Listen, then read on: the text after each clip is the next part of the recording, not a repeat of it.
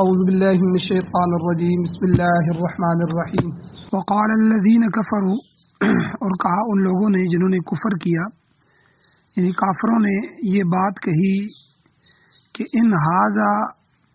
نہیں ہے یہ قرآن الا مگر افکن ایک گڑھی ہوئی چیز ہے، افتراہ جس کو اس شخص نے گھڑ لیا ہے، یعنی یہ قرآن ایک ایسی کتاب ہے کہ جس کو محمد صلی اللہ علیہ وسلم نے اپنے آپ سے بنایا ہے، گھڑ لیا ہے۔ وَأَعَانَهُ اور اس قرآن کے گھڑنے پر مدد کی ہے اس کی، علیہ اس پر، قوم آخرون دوسرے لوگوں نے بھی، یعنی دوسرے لوگوں نے بھی مل کر ان کی مدد کی ہے اس قرآن کو بنانے میں، گھڑنے میں۔ فقد جاؤ پس تحقیق لائے ہیں وہ، ظلم و زورا ظلم اور جھوٹ۔ اللہ تعالیٰ کہتے ہیں یہ جو لوگ الزام لگا رہے ہیں انہوں نے ظلم کیا یہ بات کہہ کے اور جھوٹ بولا ہے۔ وقالو اور دوسری بات وہ کیا کہتے ہیں کہ کہا ان لوگوں نے کہ اساطیر الاولین یہ پہلے لوگوں کی قصے کہانیاں ہیں، یہ قرآن پہلے لوگوں کی قصے کہانیاں ہیں، اکتتبہا جن کو اس آدمی نے یعنی محمد صلی اللہ علیہ وسلم نے لکھ لیا ہے۔ فَهِيَ تُمْلَى عَلَيْهِ پس یہ پڑھی جاتی ہیں اس کے سامنے، بکرتن صبح بھی، و اصیلا اور پچھلے پیر بھی یعنی شام بھی، صبح شام یہ اس پر تلاوت کی جاتی ہے۔ قل اے میرے پیغمبر آپ ان کو کہہ دیجئے، انزلہ نازل کیا ہو اس کتاب کو، الذی اس ذات نے، انزلہ الذی یعلم السر فی السماوات والارض جو ذات پوشیدہ چیزوں کو آسمانوں میں اور زمینوں میں جانتا ہے، جو اللہ زمین و آسمان کے راز جانتا ہے، اس عظیم ذات نے اس قرآن کو نازل کیا ہے۔ انہ کان غفورا رحیما بے شک وہ اللہ تعالیٰ بخشنے والا ہے، مہربان ہے۔ ایک تیسرا اعتراض انہوں نے کیا، وقالو انہوں نے کہا، ما لی ھذا الرسول اس رسول کو کیا ہو گیا ہے، یہ کیسا رسول ہے کہ یأکل الطعام یہ کھانا بھی کھاتا ہے، ویمشی فی الاسواق اور بازاروں میں بھی چلتا ہے، آتا جاتا ہے بازاروں میں، کھانا پینا کھاتا ہے۔ لولا انزلا کیوں نہیں نازل کیا گیا اس کی طرف ملکن ایک فرشتہ، فیکون معہ نذیرا پس وہ فرشتہ اس کے ساتھ مل کے ہوتا ڈرانے والا۔ او یلقا یا کیوں نہیں اتارا گیا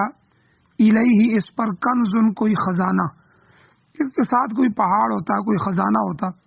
او تکون لہ جنت یا اس کے لیے کوئی ایسا باغ ہوتا کہ یأکل منہا کہ یہ کھائے اس میں سے، یعنی ایسا باغ ہوتا جس میں سے یہ کھاتے پیتے یعنی مالدار ہوتے۔ وقال الظالمون اور ظلم کرنے والوں نے یہ بات بھی کہی کہ ان تتبعون کہ تم نہیں پیروی کرتے، الا مگر رجلا ایک ایسے آدمی کی پیروی کر رہے ہو کہ مسحورا جو جادو کیا ہوا ہے، یعنی نعوذ باللہ حضور کو جادوگر کہا، جادو کیا ہوا کہا کہ تم اے ایمان والو، اے لوگو نہیں پیروی کرتے مگر ایک ایسے آدمی کی کہ جس پر جادو کر دیا گیا ہے۔ انظر کہ آپ دیکھیں اے میرے محبوب، اے حضور، اے مسلمانوں آپ دیکھو کہ کیف ضربوا لک الامثال کہ کیسے وہ بیان کرتے ہیں آپ کے لیے مثالیں،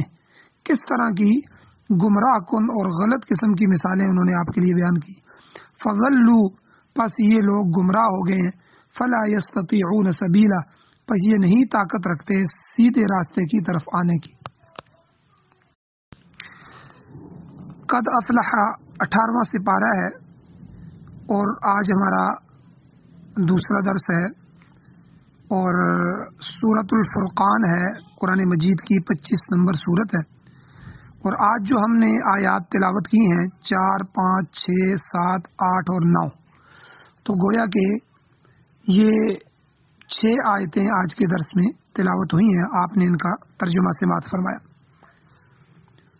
سب سے پہلے ربط آیات ہوتی ہیں کہ ان آیتوں کا پچھلی آیتوں کے ساتھ ربط کیا ہے۔ گزشتہ درس میں آپ نے سنا کہ اللہ تعالیٰ نے فرمایا کہ تبارک الذی نزل الفرقان، برکت دینے والی ذات نے یعنی اللہ تعالیٰ نے قرآن مجید کو نازل فرمایا ہے جو کہ فرقان ہے، ایک فیصلہ کن کتاب ہے۔ اس کے بعد اس کے نزول کا جو مقصد ہے، جو وجہ ہے، جو غایت ہے، وہ اللہ نے بیان فرمائی کہ اللہ کا کامل ترین بندہ اور اس کا آخری رسول اس کتاب کے ذریعے لیکون للعالمین نذیرا، تمام جہانوں کو، تمام لوگوں کو ڈرانے والا بن جائے۔ تو گویا کہ گزشتہ درس میں اللہ تعالیٰ کی وحدانیت بھی بیان ہوئی،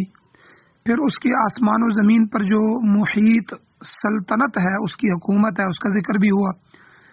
اللہ نے مشرکین کا شکوہ بھی بیان فرمایا کہ وہ اللہ کے سوا دوسرے لوگوں کو معبود بناتے ہیں، حالانکہ جن لوگوں کو وہ معبود بناتے ہیں وہ تو بے اختیار لوگ ہیں، نہ تو وہ کوئی چیز تخلیق کر سکتے ہیں، پیدا کر سکتے ہیں کہ کسی کو بنائیں، لا یخلقون وہم یخلقون، اور خود ان کی حقیقت یہ ہے کہ وہ خود کسی کی مخلوق ہے، خود پیدا کیے ہوئے ہیں، اور نہ لا یملکون لانفسہم ضرا ولا نفع، تو نفع نقصان کے اپنے لیے بھی مالک نہیں ہے۔ جو اپنی ذات کے لیے نفع نقصان کا مالک نہ ہو تو وہ کسی دوسرے کو کیا نفع دے سکتا ہے، کسی دوسرے کا کیا نقصان کر سکتا ہے، کسی کی حاجت روائی اور مشکل کشائی کیسے کر سکتا ہے۔ ولا یملکون موتا ولا حیاتا، نہ موت و حیات کے مالک ہیں، کسی کو زندگی بخش سکتے ہیں، نہ کسی کو موت دے سکتے ہیں، یہ اختیارات بھی اللہ وحدہ لا شریک کے پاس ہے۔ ولا نشورا، نہ مرنے کے بعد دوبارہ زندہ کرنے پر قادر ہے۔ تو یہ سب کچھ چیزیں اللہ تعالیٰ نے پچھلے درس میں بیان فرمائی کہ کس قدر ظلم اور زیادتی کی بات ہے کہ تم اللہ کی ذات کو چھوڑ کے تم دوسرے لوگوں کے پاس جاتے ہو، ان کے سامنے سجدہ ریز ہوتے ہو، ان کے اندر خدائی صفات مانتے ہو۔ تو اللہ تعالیٰ نے توحید کا ذکر فرمایا اور شرک سے منع فرمایا۔ تو سورت کے اس ابتدائی تمہیدی کلمات اور بیان کے بعد اللہ تعالیٰ نے مشرکین کی طرف سے جو اعتراضات کیے گئے ہیں قرآن مجید کے اوپر یا نبی علیہ الصلوۃ والسلام کی ذات مبارکہ کے اوپر، اللہ نے آج کے درس میں ان کیے جانے والے اعتراضات کا تذکرہ فرمایا ہے، اور ساتھ ہی اللہ تعالیٰ نے ان اعتراضات کے جواب بھی دیے ہیں۔ ارشاد ہوتا ہے، اللہ فرماتے ہیں وقال الذین کفروا، قرآن مجید کی طرف دیکھیں آپ ترجمہ اس میں سے نیچے کہ اللہ تعالیٰ نے فرمایا کہ قال الذین کفروا، یہ کافر لوگ کہتے ہیں ان ھذا الا افک افترا، کہ یہ قرآن کوئی کتاب نہیں ہے، یہ محض ایک جھوٹ ہے جسے اس رسول نے اپنی طرف سے گھڑ لیا ہے، اپنی طرف سے بنایا ہے، خود تراشیدہ ہے، خود بنایا ہے، خود اس نے گھڑا ہے یہ قرآن۔ یہ لچر قسم کا، فرسودہ قسم کا اور انتہائی بےہودہ قسم کا کفار اور مشرکین کی طرف سے اعتراض تھا، اور اس طرح کے لچر اعتراضات کا ذکر سورہ یونس میں بھی پیچھے گزر چکے ہیں اور بعض دیگر صورتوں میں بھی موجود ہیں۔ اللہ تعالیٰ نے ان کے یہ اعتراضات بیان بھی فرمائے اور ان کا جواب بھی دیا۔ تو وہ لوگ قرآن پاک کو اللہ کا کلام تسلیم کرنے کے لیے تیار نہیں تھے، اس لیے طرح طرح کے اعتراضات کرتے تھے۔ اللہ تعالیٰ نے ان اعتراضات کے بھرپور، مکمل اور شافی جوابات بھی عطا فرمائے۔ مثلا سورہ ہود قرآن مجید کی ایک صورت ہے، 35 نمبر آیت ہے، تو ایک مقام پر فرمایا قل، اے نبی آپ ان سے کہہ دیجئے ان افتریتہ، اگر تمہارے بقول جس طرح تم کہہ رہے ہو میں نے اگر اس قرآن کو گھڑا ہوتا، گھڑ لیا ہوتا تو فعلی اجرامی، تو اس کا جرم بھی مجھ پر ہے، اس کا گناہ بھی مجھ پر ہی ہوگا، اس کا ذمہ دار بھی میں ہوں گا۔ البتہ تم اپنی فکر کرو کہ تم کیا کر رہے ہو۔ تو یہ بھی قرآن نے اس کا ایک جواب دیا۔ دوسری جگہ فرمایا سورہ یونس کی آیت نمبر 38 میں کہ تم اس قرآن کو من گھڑت کہتے ہو، کہ یہ من گھڑت اپنی طرف سے، من گھڑت منا اپنی طرف سے گھڑا ہوا ہے۔ تو اچھا، اگر یہ قرآن کسی آدمی کا لکھا ہوا ہے تو تم بھی عرب ہو، فصیح اللسان ہو، ایک بلیغ جو ہے اشعار اور ہر چیز جانتے ہو، تو فأتوا بسورۃ من مثلی، قرآن نے چیلنج کیا کہ تم اس جیسی ایک صورت بنا کر لاؤ۔ پھر پتہ چل جائے گا کہ کیا واقعی یہ انسان کا کلام ہے یا حقیقت میں خدا تعالیٰ کا کلام ہے، ایسا کلام کہ جس کی نظیر اور مثال پیش نہیں کی جا سکتی۔ قرآن پاک دراصل اللہ تعالیٰ کی صفت ہے جسے اس اللہ نے اپنے علم کے ساتھ نازل فرمایا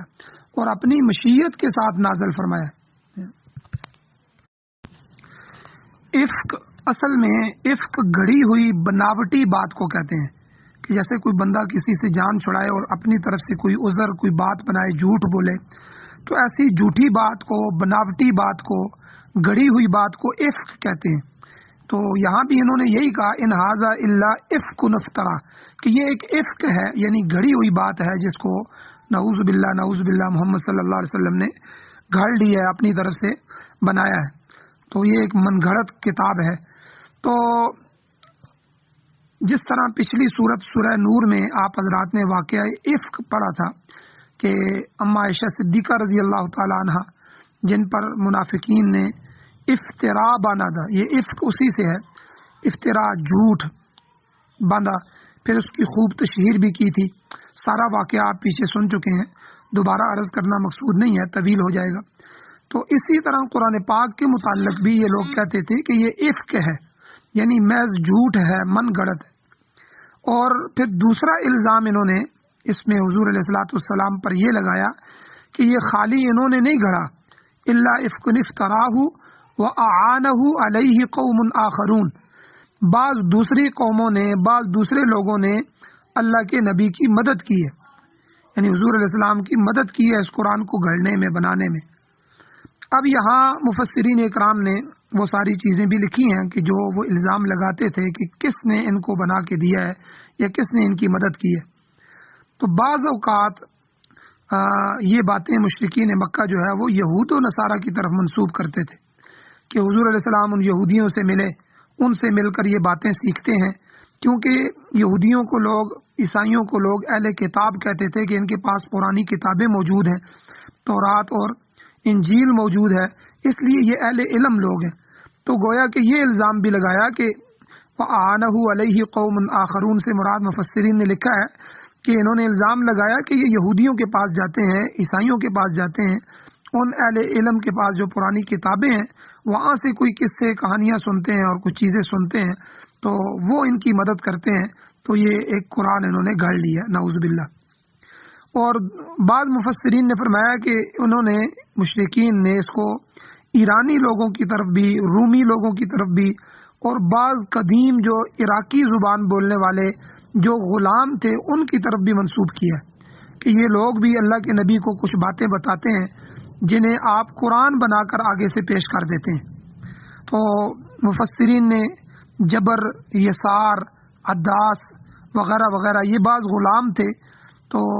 ان کی طرف بھی نسبتیں کی ہیں کہ حضور علیہ السلام کو یہ غلام آ کے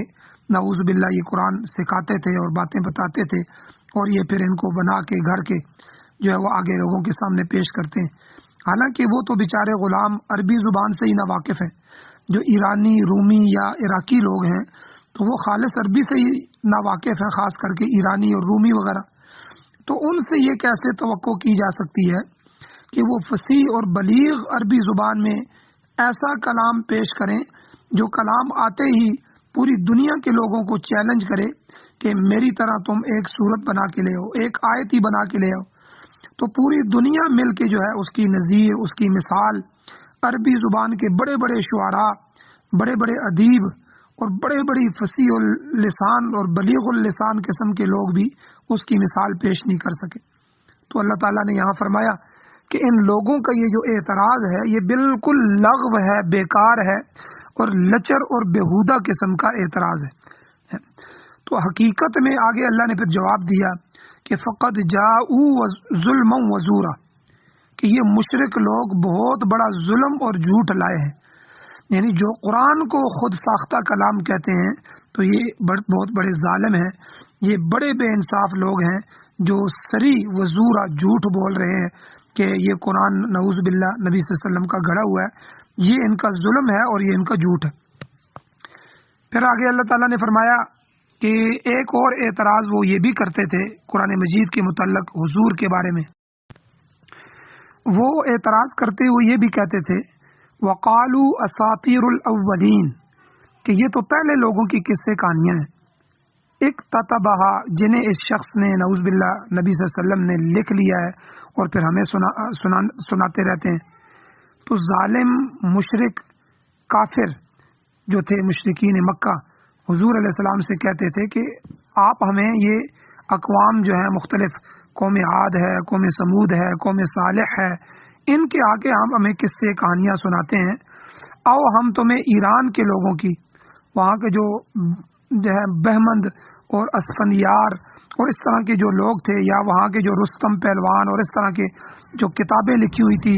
جو کتابچے تھے، تو وہ افسانے ہم آپ کو سناتے ہیں. آپ ہمیں قوم عاد، قوم سمود، حالانکہ قرآن مجید کے یہ جو قصے ہیں، قرآن مجید نے ان اقوام کے، قوم عاد، قوم سمود، قوم صالح اور قوم شعیب، قوم مدین، ان سب کے جو واقعات قرآن مجید میں بیان فرمائے ہیں، اللہ تعالیٰ نے یہ عبرت کے لیے بیان فرمائے کہ ان قوموں نے کیا کیا کیا، پھر اللہ کے کیسے عذاب آئے. انہوں نے وقت کے نبی کی بات کو نہیں مانا اور ایمان نہیں لائے، تو اللہ نے کس طرح ان کو، کسی کو غرق کیا، کسی پر طوفان بھیجے، کسی پر ہوا بھیجی، کسی پر اللہ تعالیٰ نے مسخ کے کہ ان کے چہرے مسخ ہو گئے، کسی پر آسمان سے عذاب آئے، آگ برسی، پتھر برسے، اور قوم فرعون جو ہے اللہ نے ان کو غرق کر دیا. تو یہ سارے عذابات اللہ نے یہ قصے اور یہ واقعات اس لیے بیان فرمائے تاکہ لوگ عبرت پکڑیں. یہ کوئی قصے کہانیاں تو نہیں تھیں، لیکن مشرکین مکہ نعوذ باللہ یہاں بھی مذاق اڑاتے تھے اور حضور کو کہتے تھے کہ آپ ہمیں قرآن مجید کے ذریعے جو آگے قصے کہانیاں سناتے ہیں آپ نہ سنائیں، اس سے بہتر قصے کہانیاں ہمیں پتہ ہیں ایران کے لوگوں کے، بڑے بڑے لوگوں کے، آئیں ہم آپ کو وہ کہانیاں سناتے ہیں. تو وہ تمہارے افسانوں سے بھی، تمہارے واقعات سے بھی دلچسپ ہیں، الیاذ باللہ، نعوذ باللہ. تو بہرحال انہوں نے یہ کہا کہ یہ پہلے لوگوں کے واقعات ہیں، اکتتبہا کہ جسے ان محمد صلی اللہ علیہ وسلم نے لکھ لیا ہے. آگے انہوں نے یہ بھی کہا کہ فہی تملا علیہ بکرۃ و اصیلا کہ یہ قصے کہانیاں، یہ واقعات اس شخص پر صبح شام پڑھے جاتے ہیں، اور پھر یہ انہیں وحی الہی کی طور پر لوگوں کے سامنے پیش کرتے ہیں. یعنی حضور علیہ السلام لوگوں کو کہتے تھے کہ یہ اللہ کی کتاب ہے، اللہ تعالیٰ کا فرشتہ آ کے میرے اوپر وحی کرتا ہے. تو اس کا بھی انہوں نے مذاق اڑایا کہ یہ قصے لوگ آ کے ان کو صبح شام بتاتے رہتے ہیں، ان پر پڑھے جاتے ہیں، تو ان کے سامنے بیان ہوتے ہیں. پھر یہ نعوذ باللہ حضور کے بارے میں کہا کہ یہ اللہ کی وحی اس کو کہہ کے کہ یہ میرے اوپر وحی الہی ہے، تو یہ لوگوں کے سامنے پیش کرتے ہیں. تو آپ اندازہ لگائیں کس قسم کے فرسودہ، بےہودہ اور لچر قسم کے اعتراضات جو ہے یہ انہوں نے قرآن مجید کے متعلق اور حضور علیہ الصلوۃ والسلام کے متعلق ان لوگوں نے کیے. اب آگے اللہ تعالیٰ نے اس بےہودہ اعتراض کے جواب میں اللہ نے جواب ارشاد فرمایا. اللہ کہتے ہیں قل، اے میرے پیغمبر آپ ان کو جواب دیں، آپ ان لوگوں سے کہہ دیں، آپ ان کے درمیان اعلان کر دیں، ان کو بتا دیں کہ یہ قرآن جو ہے نہ عربوں کا بنایا ہوا ہے نہ اجمیوں کا وضع کردہ ہے، بلکہ اللہ نے فرمایا قل انزلہ الذی یعلم السر فی السماوات والارض، یہ تو اس ذات پاک کا نازل کردہ ہے جو آسمانوں اور زمین کی ہر پوشیدہ چیز کو جانتا ہے. کوئی پتا بھی اللہ کے بغیر نہیں ہل سکتا، کوئی ذرہ بھی اللہ کے بغیر نہیں اٹھ سکتا، کوئی ہوا کا جھونکا بھی اللہ کے بغیر نہیں آ سکتا، کوئی اللہ کی اجازت کے بغیر دنیا میں ایک جو ہے پر بھی نہیں بنا سکتا. تو ایسی ذات کے جو یعلم السر فی السماوات والارض، آسمان و زمین کی ہر پوشیدہ مخفی چیز، مخفی رازوں کو جاننے والا ہے. اللہ تعالیٰ انسانوں کی ذہنیت کو بھی جانتا ہے، جو انسان کے ذہن میں چل رہا ہوتا ہے. ہر انسان کا ذہن الگ ہے، اس کے اطوار، طور طریقے، عادتیں مختلف ہیں. اللہ ہر ایک کی ذہنیت کو، عادتوں کو، طور طریقوں کو، اس کے اندر کی باتوں کو بھی جانتا ہے، اور ان چیزوں کو بھی جانتا ہے جو لوگوں کی تہذیب اور تربیت کے لیے ضروری ہے. دوسری جگہ اللہ تعالیٰ نے فرمایا نزل الکتاب، کہ اللہ تعالیٰ نے کتاب نازل فرمائی، وَهُوَ يَتَوَلَّى الصَّالِحِينَ، یعنی یہ کلام خدا تعالیٰ نے ہی نازل کیا ہے اور نیکوں کے لیے، صالحین کی سرپرستی اور کارسازی وہی اللہ کرتا ہے. سورہ اعراف کی 196 نمبر آیت ہے کہ اللہ نے نازل کی ہے کتاب تو اللہ خود صالحین کا ولی بھی ہے، ان کی کارسازی اور سرپرستی بھی کرتا ہے. اللہ تعالیٰ خالق فطرت ہے، وہ علیم کل ہے، لہذا انسانوں کی جو ضروریات ہیں اور قوانین کی جو باریکیاں ہیں ان کو بھی اللہ جانتا ہے، اس کے سوا کوئی نہیں جانتا۔ وہ اپنی کمال قدرت سے ایسے احکام اور قوانین نازل فرماتا ہے جو انسانوں کی فطرت اور ضرورت کے عین مطابق ہوتے ہیں۔ لہذا دنیا میں جتنے بھی اللہ کے حکم آئے ہیں، اللہ کا کوئی حکم بھی آپ دیکھ لیں خلاف قدرت نہیں ہے، خلاف فطرت نہیں ہے، خلاف حکمت نہیں ہے۔ ہر قانون، ہر حکم میں اللہ کی طرف سے بے شمار حکمتیں ہیں، بے شمار فوائد ہیں، بے شمار اللہ کی قدرت کے مظاہر ہیں۔ تو کوئی بھی حکم اللہ کا فطرت کے خلاف نہیں ہے۔ انسانوں کی فطرت اور ضرورت، چونکہ انسان اللہ کی مخلوق ہے، اللہ اپنی مخلوق کی فطرت کو بھی جانتا ہے، اس کی ضرورت کو بھی جانتا ہے، تو عین اللہ نے ان کی فطرت و ضرورت کے مطابق جو ہے یہ سارے کے سارے حکم قرآن میں اللہ نے دیے ہیں۔ سورۃ النساء کے اندر آپ نے پیچھے سنا بھی، پڑھا بھی کہ آیت نمبر 166 میں اللہ فرماتے ہیں انزلہ بعلمی، اللہ نے اس کلام کو اپنے علم کی روشنی میں نازل فرمایا۔ یہ من گھڑت کلام نہیں ہے، اپنی طرف سے بنایا وہ نہیں ہے، یہ انسانوں کا تیار کردہ ہوا نہیں ہے۔ تم نبی علیہ السلام پر الزام لگاتے ہو، نبی صلی اللہ علیہ وسلم تو نبی امی ہے، وہ تو پڑھے لکھے بھی نہیں ہیں، نہ لکھا ہوا پڑھ سکتے ہیں، نہ کسی کا بولا ہوا لکھ سکتے ہیں۔ تو یہی تو نبی علیہ السلام کا معجزہ ہے کہ تم فصیح اللسان ہو، تمہاری زبان فصیح ہے، بلیغ جملے جانتے ہو، تمہارا حافظہ مضبوط ہے، اور تم جو ہے وہ بڑے بڑے شعراء ہو۔ تو ان سب کے باوجود ایک ایسا آدمی جس نے کبھی کسی کالج یونیورسٹی میں نہیں گیا، کسی جگہ اس نے پڑھا نہیں، کسی جگہ لکھا نہیں، کسی استاد کے سامنے زانوئے تلمذ نہیں ہوا،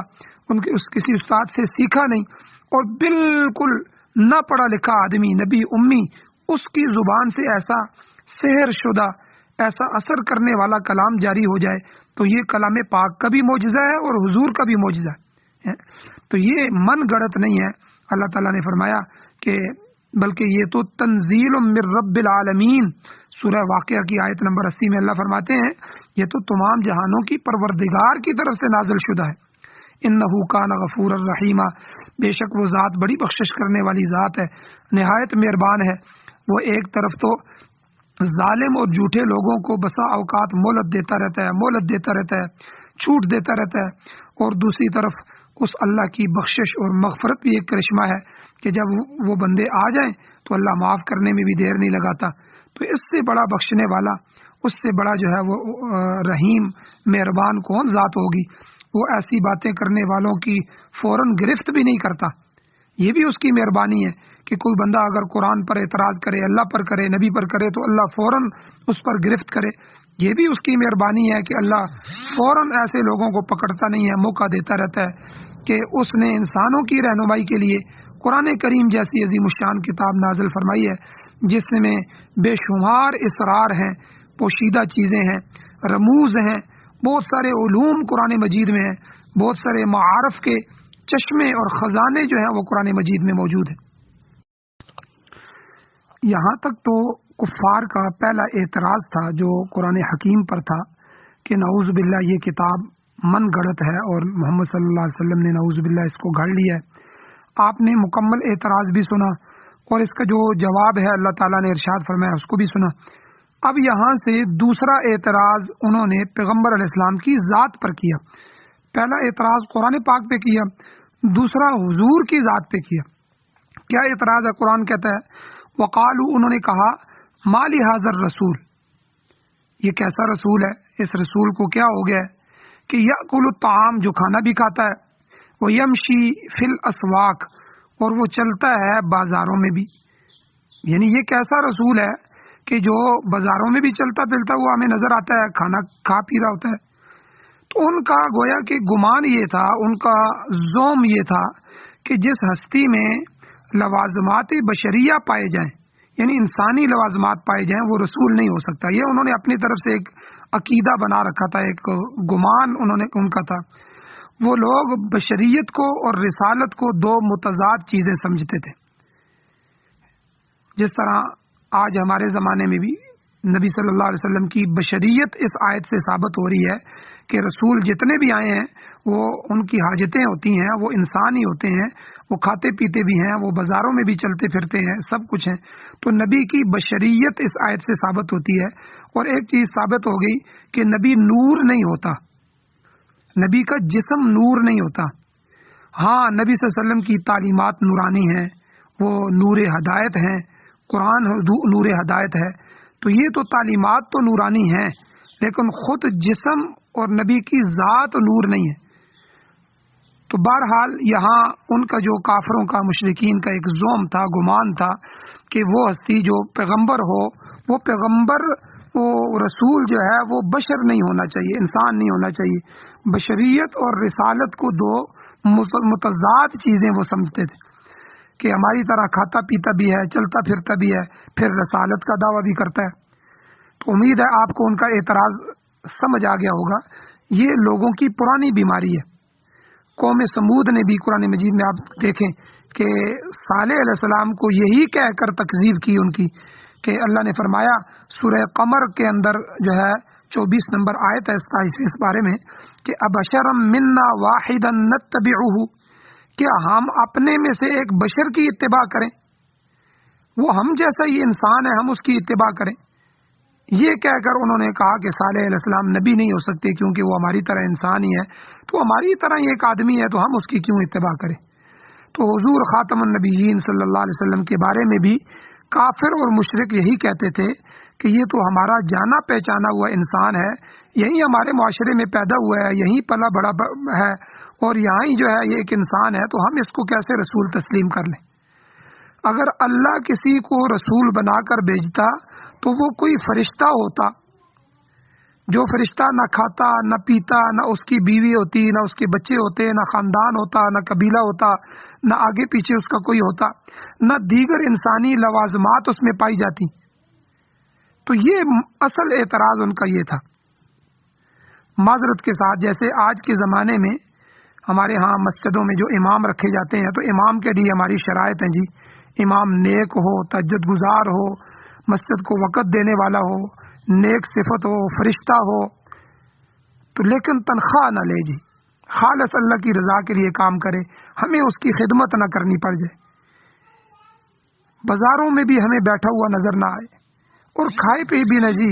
اللہ والے کا کیا کام ہے کھانے پینے سے، تو اور پہناوا بھی اچھا نہ ہو،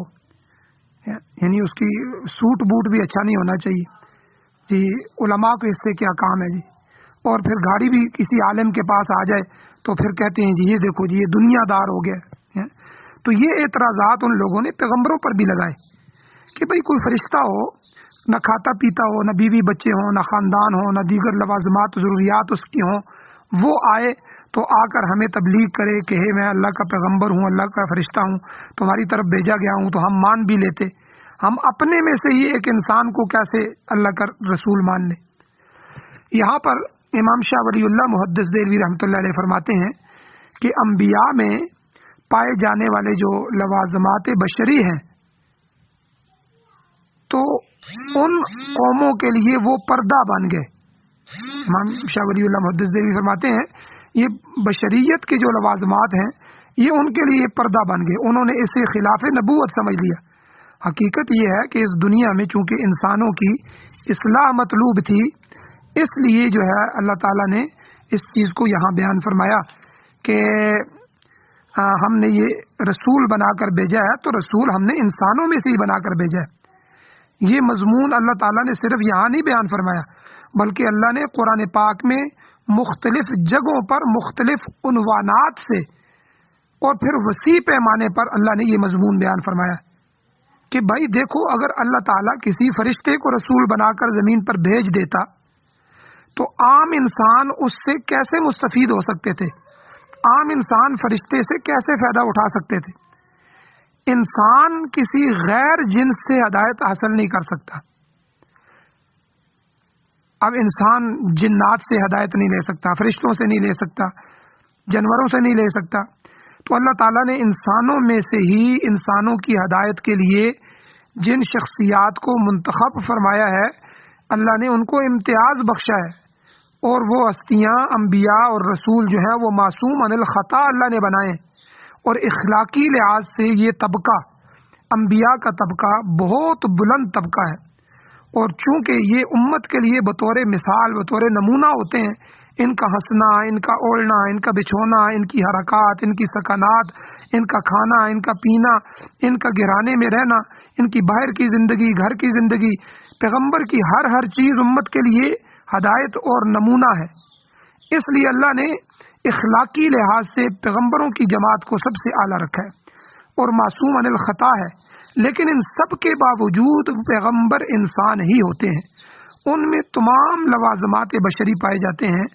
عام انسانوں کی طرح پیغمبر کو بھوک بھی لگتی ہے، عام انسانوں کی طرح پیغمبر کو پیاس بھی لگتی ہے، وہ کھاتے پیتے بھی ہیں، ان پر بیماری بھی آتی ہے اور تندرستی بھی ہوتی ہے، ان کو کہ بیوی بھی ہوتی ہے، ان کے بچے بھی ہوتے ہیں، یہ ساری چیزیں پیغمبر اور نبی کے ساتھ موجود ہوتی ہیں، تو یہ چیزیں منصب نبوت کے خلاف نہیں ہیں۔ تو بہرحال یہاں تک آج کا درس ہے، آپ نے سنا، تو انشاءاللہ مزید انہی آیات کا جو درس ہے